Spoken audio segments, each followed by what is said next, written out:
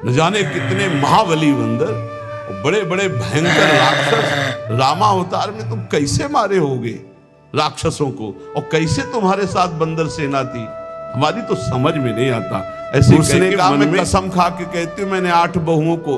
तो बोले जब 7 हैं ही तो 8 कैसे? तो उनका हम मैं कसम खा के कहती हूँ 8 बहुएं थी और मैंने 8 को पहनाई है, और जो 8वीं थी वो इतनी सुंदर। राधा वल्लभ श्री हरिवंश तो आइए सुनते हैं गुरु जी के मुख से दिव्य तथा देवी कथा भागवतिक संतों के रसिक जनों की लीलाएं, विट्ठलनाथ गोस्वामी तथा श्रीनाथ जी की दिव्य और दैविक लीलाएं, और श्रीनाथ जी स्वयं दूध पीते हुए अपने भक्त के हाथों से आइए सुनते हैं दिव्य चरित्र। ऐसा ही भाव श्री विट्ठलनाथ गोस्वामी एक बार श्रीनाथ जी को दूध पवा रहे थे। ठाकुर जी ने एक घूंट पिया दूध और कटोरा ऐसे हटाते हुए कहा जय जय क्या कमी रह गई दूध में? ठाकुर जी ने कहा बहुत मीठा कर दिया, मिश्री बहुत अधिक डाल दी, मुझसे पिया नहीं जाता, पी लो आप पी लो पी लो।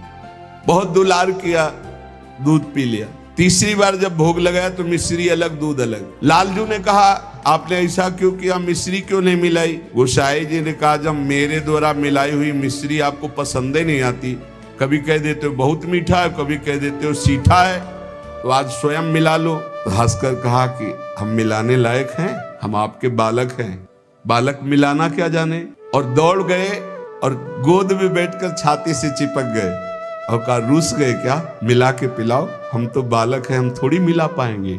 ये था माम प्रपद्यन्ते वात्सल्य भाव, मेरे पुत्र हो। तो वैसे ही ठाकुर जी गोसाई जी के हृदय से चिपक करके श्रीनाथ जी कहने लगे मैं तो आपका बालक हूं ना, अशुभ प्रवाह। ठाकुर जी ऐसे महान सुख देते हैं जो जिस भाव से।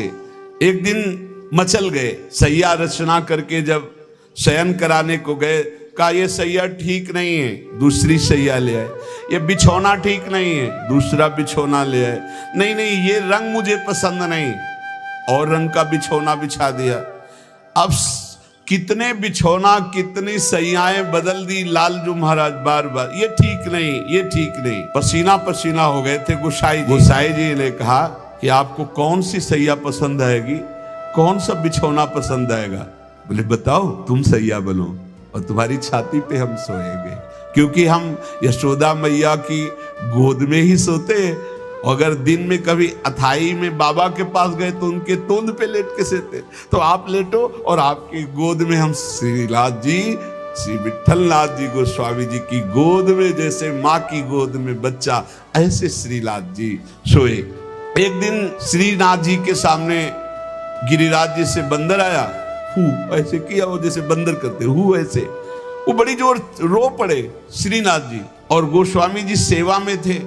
तत्काल गोस्वामी जी के ऐसी गोद में चिपक गए और कहा बंदर मुझे डर लगता है। गोसाई जी ने कहा इस बंदर से डर लगता है? बड़े बड़े भयंकर बंदर, न जाने कितने महाबली बंदर और बड़े बड़े भयंकर राक्षस रामा अवतार में तुम कैसे मारे होगे राक्षसों को, और कैसे तुम्हारे साथ बंदर सेना थी, हमारी तो समझ में नहीं आता। ऐसे कह के मन में पर्वताकार बंदर महाभयानक राक्षस हो, यहाँ छोटे से बंदर को देख के चिपक गए और डर करके कहते मुझे बंदर से डर लगता है। जब शयन करने गए तो ठाकुर जी ने शयन में कहा कि देखो गोसाई जी एक ही भाव रखो, एक म्यान में 2 तलवार नहीं होती। यदि पुत्र माना है तो केवल पुत्र मानो, अगर भगवान मानोगे ऐश्वर्य तो फिर पार नहीं पाओगे, हम ऐसा ऐश्वर्य दिखाना शुरू कर देंगे। अगर पुत्र माना है तो केवल पुत्र ही मानो, तो तुम्हारा बेटा बंदर से डरेगा कि नहीं? तो हम वैसे ही डर रहे हैं जैसे बेटा डरता है। और अगर ये कि भगवान ऐश्वर्यशाली, तो फिर पार नहीं पाओगे, हम इतना ऐश्वर्य दिखा देंगे। एक म्यान में 2 तलवार नहीं रहती। गोसाई जी जगे एकदम और श्रीनाथ जी को देखा पास में, तो गले से लगा करके दुलार करते हुए वात्सल्य भाव। एक दिन चूड़ी पहनाने वाली आई, गोसाई जी ने कहा कि जाओ हमारे घर में जितनी बहुएं हैं सबको चूड़ी पहना दो और पैसा यहाँ ले लेना आके। आपके 7 पुत्र थे तो 7 बधुएं थी। गोसाई जी ने ये नहीं कहा कि 7 बधुओं को पहना देना, कहा कि मेरी जितनी बहुएं हैं उन सबको चूड़ी पहना दो और पैसा यहाँ से ले जाना। अब उनकी 7 बहुएं तो चूड़ी पहनी, 8वीं श्री स्वामिनी जी पहुंच गई अपने कर कमल। जेही उस चूड़ी पहनाने वाली ने श्री जी के कर कमल को देखा, अशुभ प्रवाह, आनंद मूर्ति हमारी प्यारी जो है अशुभ प्रवाह होने लगी। ऐसा उसको लगने लगा कि आनंद के आवेग में मुझे मूर्छा आ जाएगी। नीलांबर का हल्का सा घूंघट है, मनो मृणाल मनो कमल लाल, ऐसे सुंदर कर कमल। वो सोच रही इनके कर कमल में पहनाने लायक तो चूड़ियां ही नहीं हमारे पास। श्री जी ने इशारा किया, पहनाओ। किसी तरह वो प्रेम शिथिल होते हुए जैसे जैसे इशारा होता गया वो चूड़ियां पहनाई। बहुत देर तक वह शुभ प्रवाह करती रही। इसके बाद गोस्वामी जी के पास उसको ले जाया गया। गोस्वामी जी ने 7 बहुओं की चूड़ी के कितने पैसे होते, तो उसने कहा 7 नहीं 8। गोसाई जी ने कहा 7 बहुएं तो तू 8 की बात कैसे कह रही? तो उसने कहा मैं कसम खा के कहती हूँ मैंने 8 बहुओं को। तो बोले जब 7 हैं ही तो 8 कैसे? तो उनका मैं कसम खा के कहती हूँ 8 बहुएं थी और मैंने 8 को पहनाई है, और जो 8वीं थी वो इतनी सुंदर थी, इतनी, और रोने लगी। गोसाई जी ने कहा कि ऐसा कैसे हो सकता है, चलो इससे झंझट हटे। 8 बहुओं की चूड़ी पहनाने के पैसे दे दिए। जब रात्रि में शयन किया तो श्री जी ने गोसाई जी से कहा कि उस चूड़ी वाली से क्यों झगड़ रहे थे? क्या आप प्रीतम लालजू को आप अपना पुत्र नहीं मानते? हाँ पुत्र तो है ही, वो हमारे मानने की क्या बात है। तो मैं कौन हूँ, पुत्र बधू हुई कि नहीं? अगर आप कहते 7 बहुओं को पहना दो तो मैं कदापि नहीं जाती।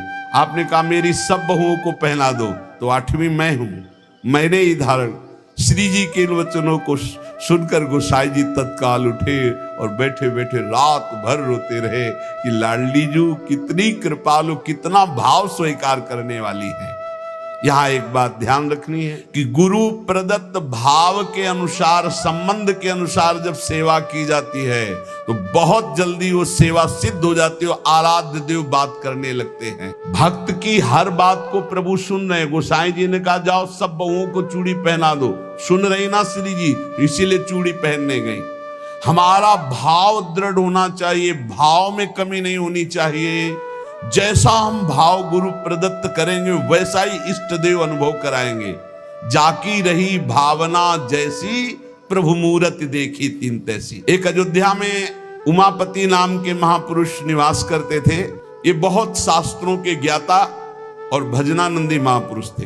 तो इनको अपने में भाव आता था कि मैं गुरु हूं राम लक्ष्मण भरत शत्रुघ्न का, ये मेरे पुत्र और शिष्य के समान है। तो ये जब मंदिर में जाते कनक भवन में, तो कनक बिहारी राम जी को ये माला खरीदते हो, पहन के जाते और अपना पहना हुआ माला देते कि राम जी को और लक्ष्मण जी को पहना दो, और सीता जी के लिए कहते कि आधा दरवाजा मोड़ दो, पर्दा कर दो, बहू है हमारी। ये रोज ऐसा करते। पुजारी वैसा ही कहते, जैसा ही कहते, क्योंकि महापुरुष थे उमापति जी। पर वैष्णव जन संत जनों को अच्छा नहीं लगा कि भगवान को अपनी पहनी माला पहनाते हैं। सब वैष्णव जन खिलाफ हो गए और कहा ऐसा नहीं हो सकता, भगवान केवल तुम्हारे नहीं कि तुम आकर अपनी प्रसादी माला भगवान को पहनाते हो। तो उन्होंने कहा यदि आप लोग ऐसा कहते हो तो हमारी बात सुन लीजिए। गुरु के सामने शिष्य कभी अमनिया माला पहन ही नहीं सकता, वही हमारे शिष्य हैं। बोले हम तुम्हारी इन बातों को नहीं मानते भावुकता की, लेकिन कल से आप ठाकुर जी को अपनी प्रसादी माला नहीं पहनाएंगे। वो अमनिया माला लेके आए 10 और कहा लो पहनाओ। तो जो राम जी के गले में जानते टूट के गिर जाती है, लक्ष्मण जी के गले में डालते टूट के गिर जाती। 10 माला पहना दी, वो सब टूट के गिर गए। सब संत और वैष्णव खड़े देख बोले देखा ये भला अमनिया पहन सकते हैं जब मैं इनका गुरु हूं। वशिष्ठ भाव से वो रहते।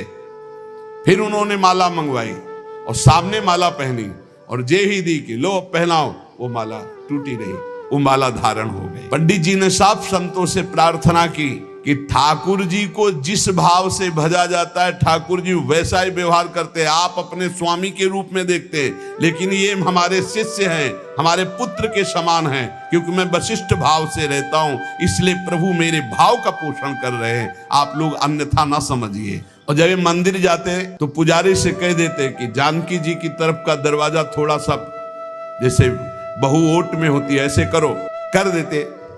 भावानुसार पुजारी जी जे ही देखते कि उमापति पंडित दर्शन करने आ रहे तो जानकी जी की तरफ दरवाजा कर देते या पर्दा कर देते। पुजारी जी विशेष सावधानी पूर्वक ऐसा करते। ये भी भक्तों को अच्छा नहीं लगा कि तुम ही अकेले थोड़ी दर्शन करते हो कि जानकी जी का, वो हमारी माता है, हमारे सर्वस्व हैं, आप ऐसा। तो एक दिन पर्दा नहीं किया। तो जे ही उमापति पंडित जी गए तो फटाक से आधा दरवाजा अपने आप बंद हो गया। सब आश्चर्यचकित। क्योंकि ऐसा कैसे? बस ये बात समझ लो, प्रभु भाव को बहुत पकड़ते हैं। भाव ही सबसे बड़ी वस्तु है। धड़ाक से दरवाजा बंद हो गया। पंडित जी ने पुजारी जी से कहा, आप कभी चूक मत करना, जानकी जी हमारी बहू हैं, हमारे शिष्य की है, इसलिए वो कभी हमारे सामने ऐसे नहीं, पर्दा करके। तो पुजारी ने और संतों ने जान लिया कि महामहिम भाव को प्राप्त महापुरुष है। सबने क्षमा मांगी। गोसाई जी स्वयं पद रचना करने में कुशल और गा करके ठाकुर जी को पद सुनाने में कुशल। अष्टयाम सेवा पद्धति से श्री श्रीनाथ जी की सेवा करते और 8 परम प्रवीण कीर्तनकार नियुक्त किए। श्री सूरदास जी, श्री परमानंद दास जी, श्री कुंभन दास जी और श्री कृष्णदास जी। ये 4 महापुरुष श्रीमद वल्लभाचार्य जी महाप्रभु की कृपा पात्र थे और श्री गोविंद दास जी, श्री चतुर्भुज दास जी, श्री छीत स्वामी जी और श्री नंद दास जी, ये 4 महापुरुष श्री विट्ठलनाथ गोसाई जी की कृपा पात्र थे। ये 8 महापुरुष 8 पहर की प्रिया प्रीतम की जो लीलाएं हैं वो गा गा कर श्रीनाथ जी के सामने सेवा पद्धति के अनुसार सुनाते थे। एक बार की बात है, किसी विट्ठलनाथ जी श्री ठाकुर जी को भोग लगा रहे थे। भोग में एक तिनका देखा, बहुत दुख हुआ कि मेरे सुकुमार लाडले ठाकुर और उनके भोग में इतनी असावधानी बनाने वाले तिनका। बहुत सावधान रहना चाहिए ठाकुर जी का, जब भोग बनाए तो बोलचाल में भी सावधानी रखे, कहीं थूक की छिट्टी ना चली जाए मुख में, ऐसा होता है। तो अगर कभी बात करनी हो तो रसोई से ऐसे करके बात करें, वैसे तो बात कम ही करे, मौन धारण करके बनाए। क्योंकि अगर हम पद जोर जोर से गाएंगे या बात करेंगे तो हमारे मुख से थूक की छिट्टी ठाकुर जी के भोग सामग्री जो बन रही है उसमें गिरना हो सकता है। कितनी सावधानी महापुरुषों के चरित्र से हमें प्राप्त होती। तिनका को देख करके बहुत दुखी हुए और कहा कि आज हम हैं, तब हमारे ठाकुर जी के भोग में तिनका निकला और कल हमारा शरीर छूट जाएगा तो तुम लोग कैसे हमारे ठाकुर जी की सेवा करोगे? तो मैं आज ही संन्यास धारण करूंगा और विचरण करूंगा, जैसा मनावे वैसा करो। आप इतना कहे तो सब लोग बहुत दुखी हो गए। सबने अनुनय विनय की कि एक बार अपराध क्षमा कर दो, ठाकुर जी के भोग में कभी त्रुटि नहीं होगी। आपने कहा हम परिहास में कभी झूठ नहीं बोलते। हमने कहा सन्यास लेंगे तो अब सन्यास लेंगे, अब हम तुम्हारे बीच में नहीं रहेंगे। श्री ठाकुर जी श्रीनाथ जी से आज्ञा लेने गए। ठाकुर जी ने बहुत उदास होकर के कहा, गोसाई जी एक गेरुआ वस्त्र हमको भी मंगवा दो। बोले आपको क्यों जय जय, आपके पास तो बहुत सुंदर सुंदर पोशाक है। बोले हम आपके बिना नहीं रह सकते, अगर आप सन्यास लेंगे तो हम भी सन्यास लेके आपके साथ ही चलेंगे। देखो कैसा प्यार करते, जैसे माधवदास बाबा जगन्नाथ जी को प्यार करते तो जगन्नाथ जी से जाके आज्ञा ली, जय जय अब ब्रज 84 को साहब की लीला भूमि में जाना चाहता हूं, आदेश दे दो। बोले बाबा आपके बिना हम रह नहीं सकते। बोले नहीं जय जय, हमारे पास इतनी भोग सामग्री नहीं कि मैं रास्ते में आपको भोग लगाऊं, आपको नहीं ले जा पाऊंगा, पर हम जाएंगे ब्रज 84 को दर्शन करने आपकी लीला भूमि के। ठाकुर जी चुप हो गए, उनके आगे बस कहां। अब वो सुबह प्रातः कालीन चले। अब सुबह सुबह ही इतनी भूख लग आई तो उन्होंने कहा आज तक कभी ऐसी भूख नहीं लगी। तो एक माई थी तो उससे कहा माई बहुत भूख लगी, कुछ मिल सकता है? तो बोले बाबा अभी बना देती हूँ। तो कुछ समय में वो भोजन बना करके और पवाने, और जब पवा रही थी माधवदास बाबा को तो रोते जा रही थी। तो बाबा की दृष्टि गई। बाबा ने कहा माई रो क्यों रही हो? बोले इतना सुंदर सुकुमार लाडला बालक तुम्हारे जैसे बाबा जी के साथ कैसे आ गया, इसकी माँ कैसे रहती होगी? तो उन्होंने भागवतिक दृष्टि से देखा तो थाल में बैठे जगन्नाथ जी पा रहे थे। बोले इसीलिए भूख लग रही थी, हमें पता क्या कि तुम्हें भूख लग रही, तुम क्यों साथ? बोले बाबा मैं नहीं रह पाऊंगा आपके। ये जरा प्यार देखो ठाकुर जी का, कह रहे बाबा मैं नहीं रह पाऊंगा। ऐसे ही श्रीनाथ जी गोसाई जी से कह रहे कि एक गेरुआ वस्त्र हमको भी मंगा दो, अगर आप सन्यास लोगे तो हम भी सन्यास ले लेंगे। गोसाई जी आपके बिना हम नहीं रह सकते। गोसाई जी ने गले से लगा लिया। तो कहा गले से लगा लिया तो मेरी बात मानो, अब तुम्हें सन्यास नहीं लेना। बोले जैसी आपकी आज्ञा। बोले सेवा में त्रुटि अगर हो रही तो मुझे दुख नहीं तो तुम्हें दुख क्यों हो रहा है? तो बोले तुम्हें दुख हो या ना हो, आप मेरे पुत्र हो, मेरे को दुख होता है कि मेरे लालन के भोग में तिनका कैसे आ गया। भाव समझिए। श्री विठलनाथ गोसाई जी स्वयं सेवा में सावधानी पूर्वक, पर कभी कभी अगर त्रुटि हो जाए सेवा में तो बहुत ही असंतुष्ट हो। ये ध्यान रखने का विषय है कि हम केवल विग्रह की पूजा नहीं कर रहे, साक्षात श्यामा श्याम विराजमान है, साक्षात श्री जी विराजमान। हम जल पिवाएं तो उसी भाव से, भोग लगावें तो उसी भाव से, पोशाक पहरावें तो उसी भाव से। श्री गोस्वामी जी शयन करते थे गोकुल में आकर और नित्य प्रति श्री श्रीनाथ जी की सेवा में आते। यहाँ जतिपुरा गोवर्धन में श्रीनाथ जी विराजमान थे तो आप घोड़े पे चढ़ करके आते थे। यदि कहीं आने में कुछ विलंब हो जाए तो अन्य सेवा चाहे कोई कर ले, पर आरती आप ही रोज करते थे, आरती सेवा आप ही करते थे। आज भी बल्लभ कुल में नियम चला आ रहा है कि और ठाकुर सेवा तो सब मिलके करेंगे, लेकिन आरती गोस्वामी वंशज ही करेंगे। श्री ठाकुर जी की अक्षुण्ण सेवा गोस्वामी जी अपने बालक के समान मान कर करते। जो भगवन्निष्ठ सदाचारी पुरुष होते हैं तो उनका प्रभाव सबके ऊपर पड़ता है। उस समय भक्ति का वातावरण एक बन चुका था, जिसको देखो सब भगवान की भक्ति में निमग्न। जो श्री विठलनाथ जी थे ये श्रीमद वल्लभाचार्य जी के द्वितीय सुपुत्र हैं। आपका जन्म प्रादुर्भाव विक्रम 1572 में काशी के निकट चुनारगढ़ में हुआ। श्री आचार्य महाप्रभु वल्लभाचार्य जी ने प्रयाग में अड़ैल में आकर आपका जन्मोत्सव मनाया। बड़े शुभ संस्कार बचपन से ही। आचार्य महाप्रभु जी के निरीक्षण में आपने समस्त शास्त्रों का सम्यक अध्ययन किया और गृहस्थाश्रम में प्रविष्ट हुए। आपकी 2 पत्नियां थी, रुक्मिणी जी और पद्मावती जी। श्रीमद वल्लभाचार्य महाप्रभु जी के गोलोक गमन के अनंतर उनके ज्येष्ठ पुत्र श्री गोपीनाथ जी, ये द्वितीय पुत्र से श्री विठलनाथ जी, गोपीनाथ जी आचार्य गद्दी पर बैठे, परंतु थोड़े ही समय में वो गोलोकवासी हो गए। और गोपीनाथ जी के जो पुत्र थे श्री पुरुषोत्तम जी, वो अभी बाल्यावस्था को थे, तो विठलनाथ जी को ही सारा कार्यभार संभालने को मिला आचार्य गद्दी का। ठाकुर जी की सेवा, ठाकुर जी का सब ऐश्वर्य श्री विठलनाथ जी संभाले। श्री विठलनाथ जी संभाले तो, पर कृष्णदास जी ये वल्लभाचार्य जी के शिष्य और ये संपूर्ण सेवा सामग्री के अधिकारी थे।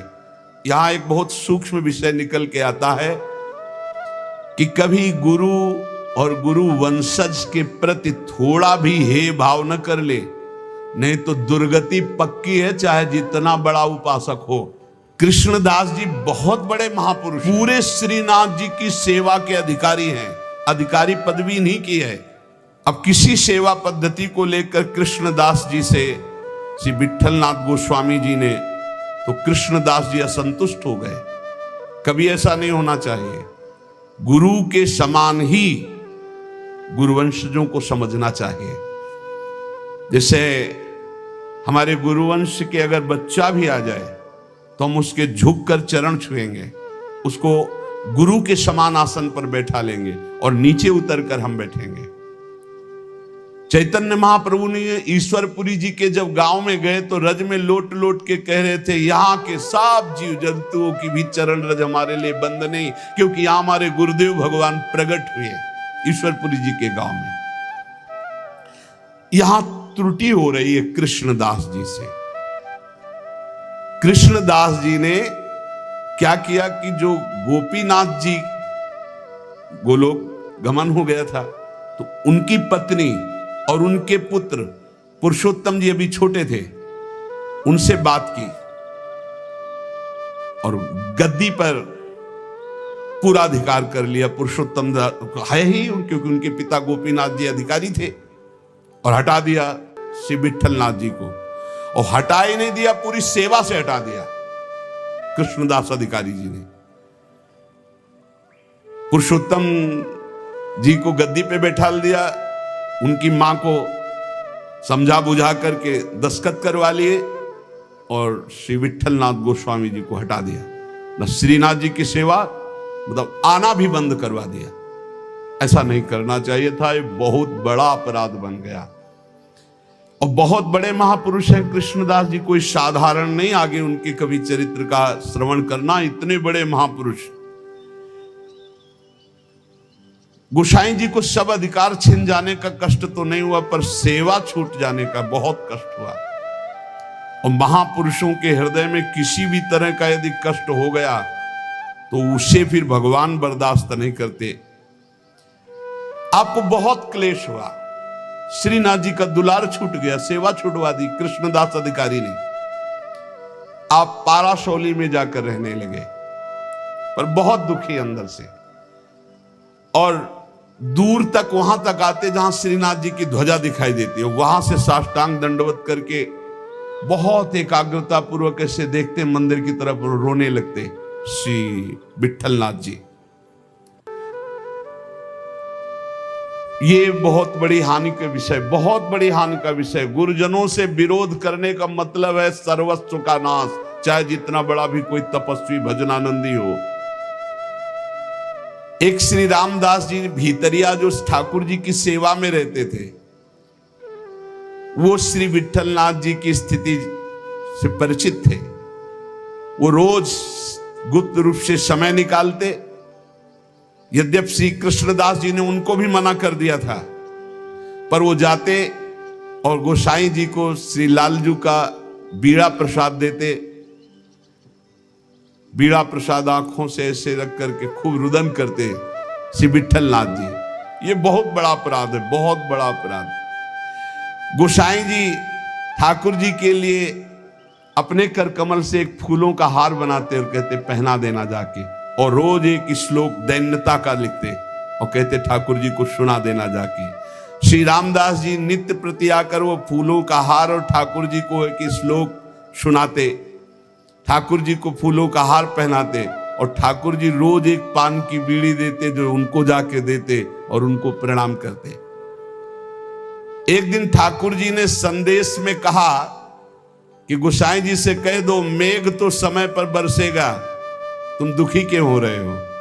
मेघ तो समय आने पर बरसेगा, तुम दुखी क्यों हो रहे हो? विट्ठलनाथ जी के सामने जब जाकर रामदास जी ने कहा मेघ तो समय पे बरसेगा, आप दुखी क्यों हो रहे हो? लालन ने ऐसा कहा है। तो विट्ठलनाथ जी ने कहा कि मेघ तो समय पे बरसेगा, पर चातक अपनी टेक पुकार क्यों छोड़ेगा? चातक तो रटता ही रहेगा। बहुत सुंदर बात। अगर चातक अपनी रटन छोड़ दे तो चातक कैसा? मेघ तो समय पे बरसेगा, वो बरसे, लेकिन चातक अपनी रटन नहीं छोड़ सकता। मेरी रटन घटने वाली नहीं, मैं तो रो रो कर आपको पुकारता ही रहूंगा। चातक रटन घटे घट जाई, बढ़े प्रेम सब भांति भलाई। विट्ठलनाथ जी के इस दुख को अकबर बादशाह ने सुना। उसने तत्काल आदेश किया और कृष्णदास जी को बंदी बना के जेल में डाल दिया, और गोसाई जी को विरुद्ध आचरण किया, इसलिए उनको कठोर दंड कृष्णदास जी को बादशाह अकबर ने।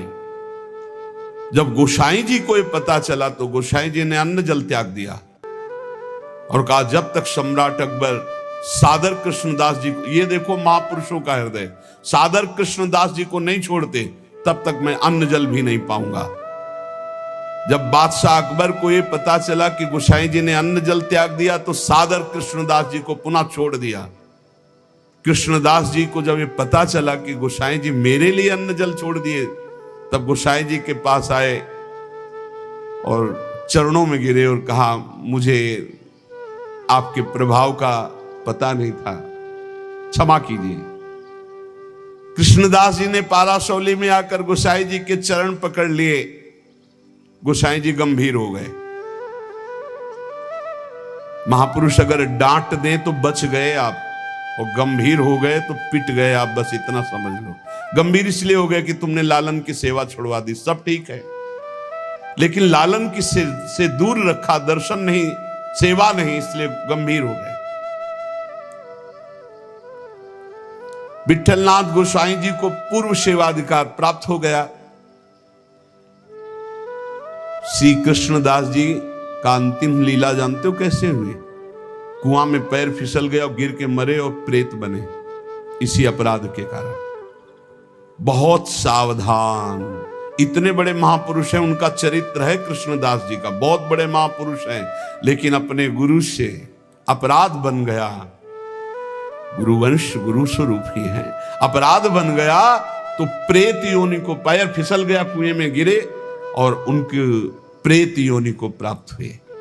बहुत सावधानी की जरूरत है कि कहीं ऐसे अपराध, नहीं तो चाहे जितना भजन हो, वो भजन बाद में तो कल्याण करेगा, लेकिन बीच में छूट जाएगा और बीच में हमारी दुर्गति हो जाए। अंतिम तो मंगल ही होगा, क्योंकि भगवान का जन कवि नामे भक्ता प्रणश्यति।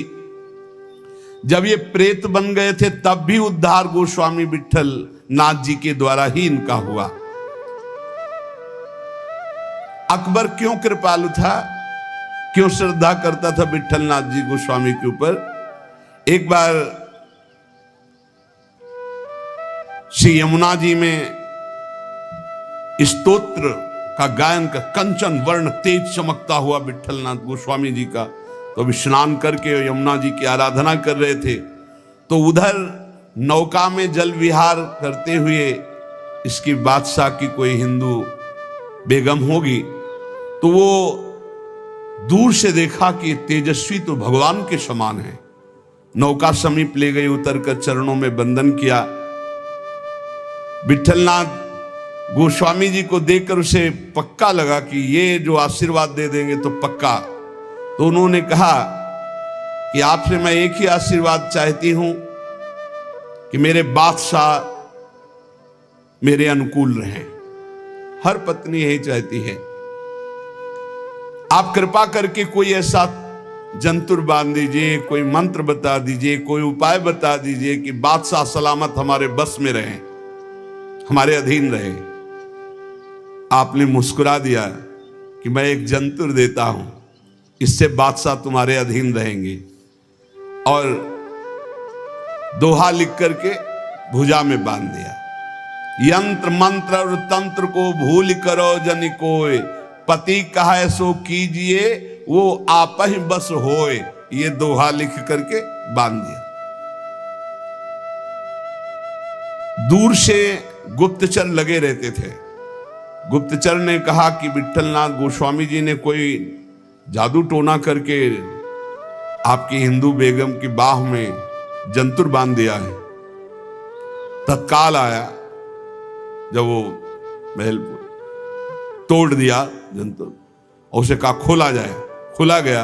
और जब ये दोहा पढ़ा कि यंत्र मंत्र और तंत्र को भूल करो जनि कोई उपाय मत करो, ये यंत्र तंत्र मंत्र जंतर वाला, पति की आज्ञा में रहो, इसी से पति अधीन हो जाएगा। जब ये दोहा पढ़ा कि पति की आज्ञा का पालन रूप परम बल है जो पति को अधीन कर लेता है, बहुत प्रसन्न हुआ। कहा इसी समय मुझे विठलनाथ गोस्वामी के चरणों में जाके प्रणाम करना है और उनके दर्शन करने। तब से बहुत श्रद्धा विठलनाथ गोस्वामी जी के ऊपर, और वो आकर के गोकुल में और गोवर्धन में बहुत सी संपत्ति, जमीन, ये सब विठलनाथ गोस्वामी जी को दी। श्रीमद वल्लभाचार्य महाप्रभु जी ने पुष्ट मार्ग का प्रवर्तन किया। विठलनाथ गोस्वामी जी ने उसका बहुत प्रकाश किया। श्री सूरदास जी, कुंभनदास जी, परमानंद दास जी, कृष्णदास जी, ये वल्लभाचार्य जी के शिष्य, और नंददास जी, चतुर्भुजदास जी, श्री गोविंद दास जी, श्री छीत स्वामी, ये विठल नाथ जी के शिष्य, ये रात दिन ठाकुर जी की सेवा में, पद गायन की सेवा में रहते थे। जिस समय महाप्रयाण का समय आया तो विठलनाथ गोस्वामी जी ने सातों पुत्रों को बुलाया और अलग अलग ठाकुर जी प्रदान किए। 7 पुत्र श्री गिरधर जी, श्री गोविंद जी, श्री बालकृष्ण जी, श्री गोकुलनाथ जी, श्री रघुनाथ जी, श्री यदुनाथ जी और श्री घनश्याम जी, ये 7 पुत्र श्री विठलनाथ गोस्वामी जी के थे। सातों को अलग अलग ठाकुर सेवा प्रदान की। श्री गिरधर जी को श्री ठाकुर मथुरेश जी, जो वर्तमान में जतिपुरा गोवर्धन में विराजमान है। श्री गोविंद राय जी को श्री श्रीनाथ जी, जो वर्तमान में राजस्थान में श्रीनाथ द्वारा में विराजमान है। श्री बालकृष्ण जी को श्री द्वारिकाधीश भगवान, जो वर्तमान में काकरौली में विराजमान है। श्री गोकुलनाथ जी को, जो वर्तमान में श्री गोकुल में विराजमान है। श्री रघुनाथ जी को श्री गोकुल चंद्रमा जी, जो वर्तमान में कामवन में विराजमान है।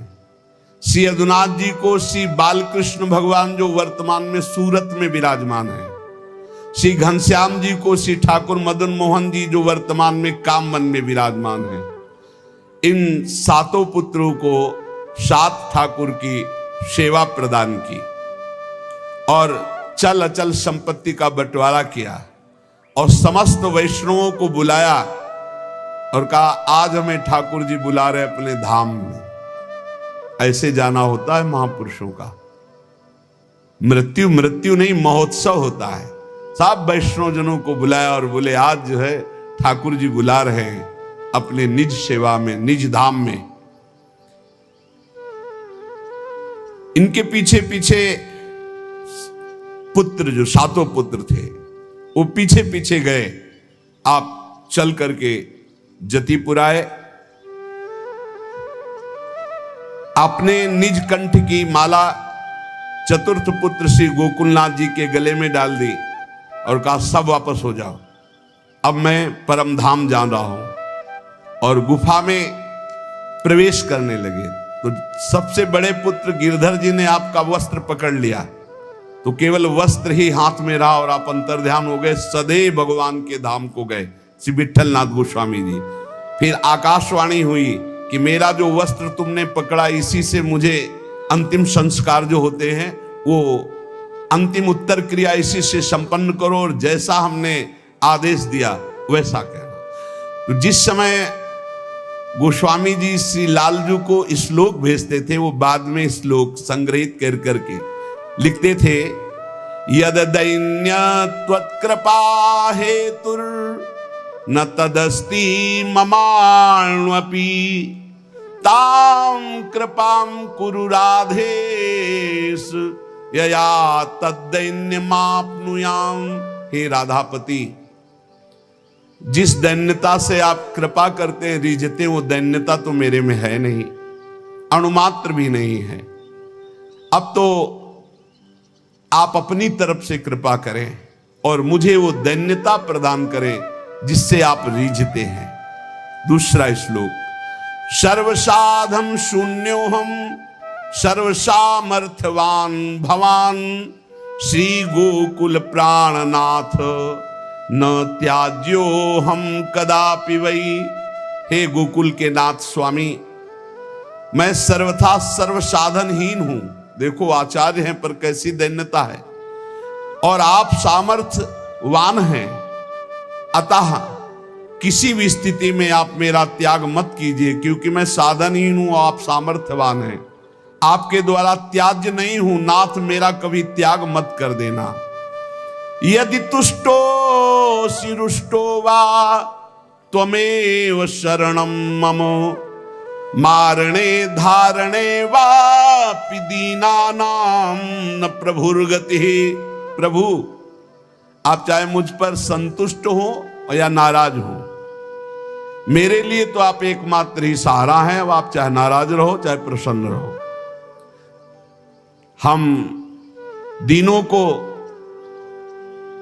मारो या तारो, अब आपके सिवा कोई नहीं।